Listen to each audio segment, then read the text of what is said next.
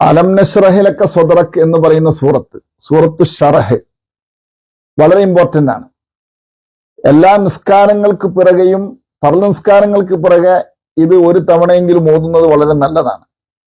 സ്വാലിഹീങ്ങൾ അക്കാര്യം പറഞ്ഞതായി മഹാനായ ഇമാം മുഹമ്മദ് മാലിക്കി തങ്ങൾ അദ്ദേഹത്തിന്റെ അബ്വാബുൽ ഫറജിൽ പറഞ്ഞിട്ടുണ്ട്.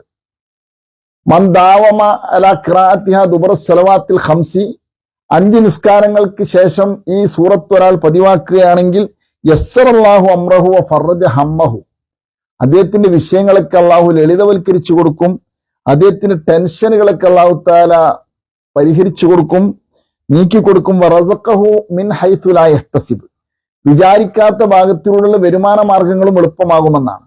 മാത്രമല്ല തിലാവത്തുഹ തുയസ്സിറു റിസ്ക, അത് പാരായണം ചെയ്യുന്നത് ഭക്ഷണത്തെയും വരുമാനങ്ങളെയും എളുപ്പമാക്കുമെന്നും തശ്റഹു സ്വദ്റ, ഹൃദയത്തിന് വിശാലത നൽകുമെന്നും തുദ്ഹിബുൽ ഉസ്റ ഇലൽ ഉമൂരി, ഞെരുക്കമായ വിഷയങ്ങൾ ഒക്കെ പോക്കിക്കളയുമെന്നും തുസ്ലിഹു ലിമൻ ഗലബ അലൈഹി കസ്റു ഫി ത്വാഅത്തി, സൽക്കർമ്മങ്ങൾ ചെയ്യുന്നതിൽ മടി കൂടുന്ന ആളുകൾക്കൊക്കെ ഇത് വളരെ ഫലപ്രദമാണെന്നും അതുപോലെ തഅ്തീൽ ഫിൽ മആശി, ജീവിതോപാധികൾക്ക് വേണ്ടി ജോലിക്ക് പോവുക തുടങ്ങിയിട്ടുള്ള ജീവിത വരുമാന മാർഗങ്ങളിൽ ഏർപ്പെടുന്നതിൽ നിന്ന് വിട്ടുനിൽക്കുന്ന മടി കാണിച്ചു നിൽക്കുന്ന ആളുകൾക്കൊക്കെ ഇത് വളരെ ഫലപ്രദമാണെന്ന് വളരെ ഇഖ്ലാസോടുകൂടെയും സത്യസന്ധതയോടുകൂടെയും ഇത് പാരായണം ചെയ്ത് പതിവാക്കിയാൽ ഇത്തരം വിഷയങ്ങൾക്കൊക്കെ പരിഹാരമുണ്ടാകുമെന്ന് മഹാന്മാർ പറഞ്ഞതായി അബ്വാബുൽ ഫർജിൽ കാണാം.